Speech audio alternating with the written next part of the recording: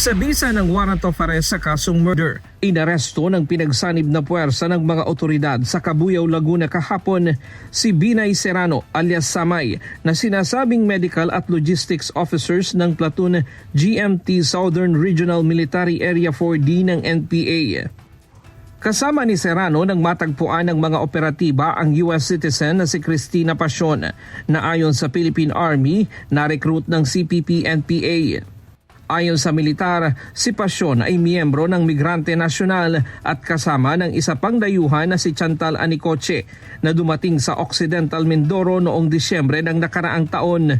Matatanda ang na-rescue ng mga otoridad si Anicoche na tila tuliro at gutom malapit sa encounter site ilang araw matapos ang engkwentro ng militar at CPP-NPA sa Sitio Mamara, Barangay Cabacao, Abra de Ilog, Occidental Mindoro noong Enero ngayong taon.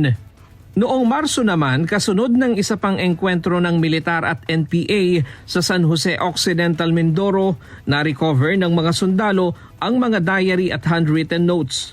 Batay sa mga siping inilabas ng Philippine Army, inilalarawan sa mga sulat ang mahirap na kalagayan sa kabundukan, kabilang ang matinding pagod, emosyonal na stress at pagkabahala ng may akda.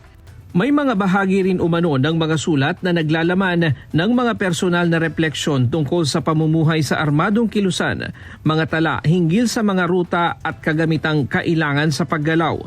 Gayon din ang mga pahayag na nagpapahiwatig ng pagkadismaya at pagnanais na makaalis sa kanilang sitwasyon.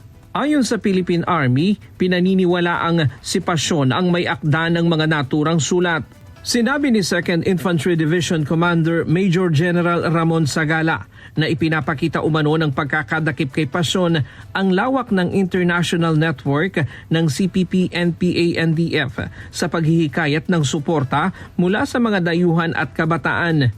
Ayon kay Major General Sagala, gumagamit umano ang grupo ng mga front organization, personal na koneksyon at mapanlinlang na naratibo upang makahikayat ng mga individual na sumuporta o sumapi sa armadong kilusan. Si Pasion ay na-turn over na sa Bureau of Immigration para sa mga haharapin nitong immigration violations. Ryan Lacanlale, UNTV News and Rescue.